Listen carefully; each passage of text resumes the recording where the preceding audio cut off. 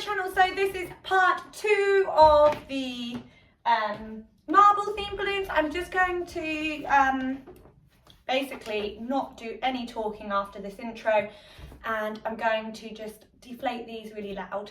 So yeah, let's go.